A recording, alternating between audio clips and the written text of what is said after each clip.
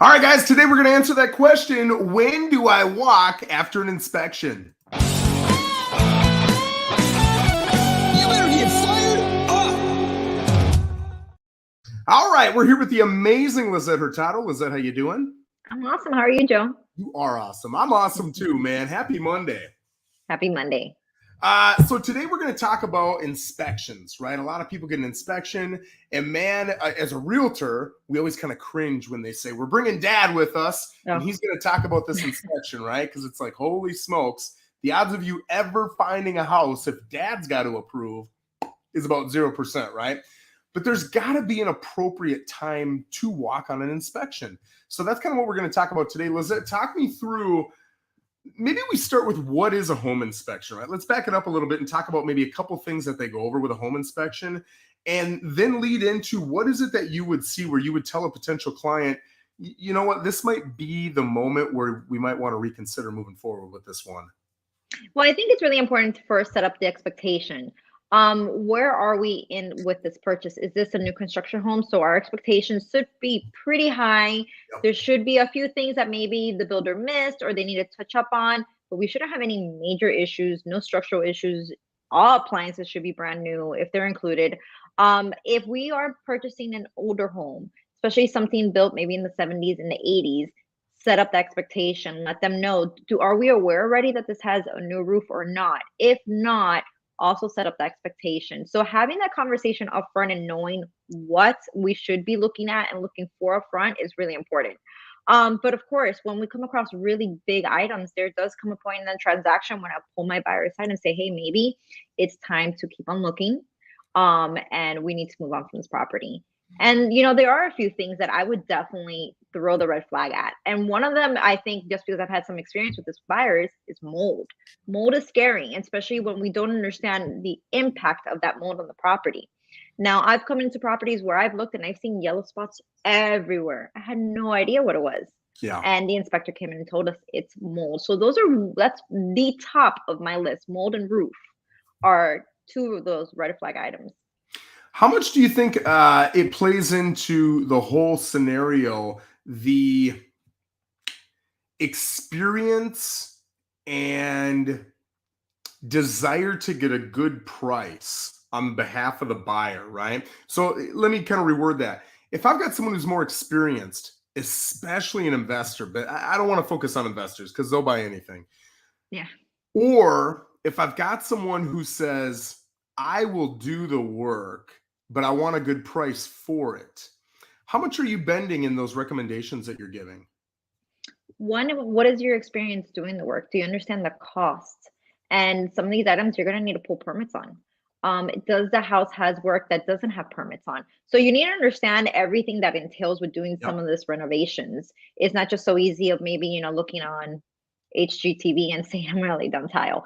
When you lift up that tile, start taking off drywall and find surprises, especially if it's electrical or water, mold issues, that opens up a whole nother door of issues that you're going to have to address.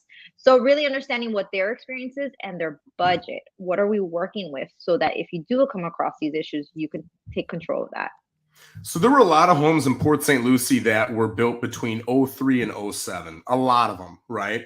And a lot of those roofs now, man, now I'm forcing myself into math, are about 15 to 19 years old. That's when you start to have issues on shingled roofs, specifically with your insurance companies, right? And with Hurricane Ian, I think there's, you know, maybe even an increased chance that we're going to see more people dropped. So from a seller's perspective, what are my expectations in getting a buyer, A, right? How much does my buyer pool shrink if I've got a 15 to 19-year-old shingled roof? And B, should I be replacing that roof and taking on those costs? Or is that something that, because I'll tell you, 9 out of 10 sellers, without having a discussion, they're going to say, the buyer can take that on, we'll give them a credit. But I'll also say that credit is almost always verbally stated as 10 to 15 grand, and a roof is almost always going to be more than that amount. What kind of conversation are you having with a seller on that to set expectations for what that buyer's likely going to say when they see the inspection? Well, first to understand the condition of the roof. So this is where pre-home inspections are fantastic to have. Are there any active leaks? If there are those, that's right there, you should address those right away. You're going to prevent yourself any further headaches down the road. And then second of all, again, what is their budget? Do they have the timeline of getting this roof prepared? Is it something that they want to throw in and say, hey, we'll do a concession at closing to cover the cost of repairs or a whole new roof? So what works ideally for the seller, and then them understanding what comes along with that with a buyer on their end. Is a buyer going to want a credit? Or they're going to want to accept an old roof, or do they want something turnkey? Yep.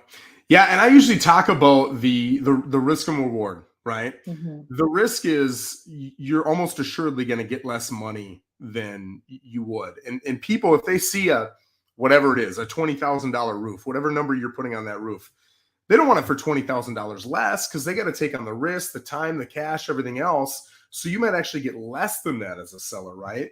But you get the convenience of not having to put on a roof and deal with all that stuff we just spoke about yourself. So it's all pros and cons, right? And that's how big of a buyer pool do you want to create? Let me ask you a little bit about some things that I have seen here that I don't know that they're unique to this area, but I also saw in Minnesota. I never saw this before in Minnesota, but I've seen it probably 3 or 4 times in 3 years here in Florida. And that is electrical panels that will not pass an inspection and are not able to get insured, right? So typically Challenger is the big one that sticks out, but there are other brands out there. And, I've had a couple of them replaced. They tend to be in that $3,000 to $4,000 range, or at least I think the last one I did was probably 8 to 12 months ago. At least they were then. What are you going to say to a buyer when they see that Challenger panel after inspection and they're asking you if that's something they should move forward with? Definitely. And reach out to your insurance agent. Let them know, get the report, send it over to them, let them know this is what the electric panel is. Are we going to have any issues? And they'll be able to tell you, listen, this is not going to fly. You're going to have to address it. They're going to have to replace it, or you might have to pass on the property if the seller's not willing to address that issue. Yep. Yeah. And I'll tell you my personal stance with this, but you got to remember, I've got an investment background too, is nothing scares me. I mean, honestly, when I see old leaky roofs, mold, those panels that can be scary, all I think is cha-ching, right? I've got the opportunity, but again, you've got to have the right clientele, the people who want to take on the risk, who maybe have the cash, have the time. If you've got kids, maybe you're less likely to move forward with something like this. If you don't, maybe you are. If you're a 25-year-old young single male, maybe you're willing to do it. But if you're a 40-year-old couple with 3 kids, maybe you're not. But I always think, is it worth the time, the effort, the risk, whatever, to do it? And then it's just that negotiation with the seller on whether or not they're going to give you the money that you need for it to make sense. But again, you've got to have the temperament. Some people, they're going to have to pay top dollar for a house, but they want a perfect house. So really, I think anytime you give anybody black and white, like, hey, do it this way and don't do it this way, people are so different, man. They are so different. But just really, and you're such a great example of this, having a good conversation with each individual person and just kind of reviewing those risks and rewards. That's really, in my opinion, what the biggest thing is. Are there any other tips that you would give people, or maybe things to watch for in an inspection that might make them want to walk, or they might walk, but you would say, it's not that big of a deal. Here's why. You know what's funny? A couple months ago, I went to this property and it had a different odor to it. Now, if you're not an agent in the area that's been in the business for a few years, you might not recognize that odor. Right away, I picked it up and I'm like, I think this property has defective drywall. And it's something that's not common anymore. Back when I started 9-10 years ago, it was pretty widespread. So we got used to that odor. You hardly find it now. But if you have any type of issue that you smell an odor that feels a little bit softer, a little different, do some investigation, get your agent to do some legwork on that property and figure out, did this property ever have defective drywall? Was it remediated? And if it was, why does it still have that odor? Is it still lingering on somewhere? Was it not done properly? That's really important.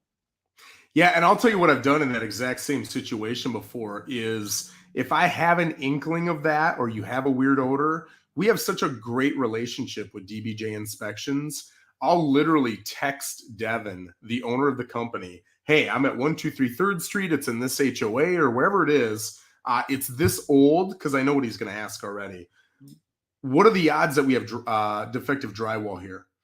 And he will like he knows all the communities that typically have it, the communities that don't, the ages they had it, the ages they didn't. And he can tell you there's no chance it's drywall, or you know what, it's probably a pretty good chance if you're smelling it. So I think that that's a great one to end on. I'm going to share one comment here by my good friend Jamie Hannon. 2 rock stars. That's you, Lissette. He's giving you 2 stars awesome. right there. Yeah. Jamie, good to see you, brother.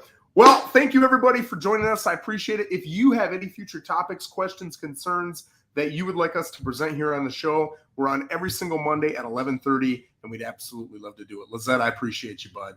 Thanks, Joe. Have a great day, guys. Everyone.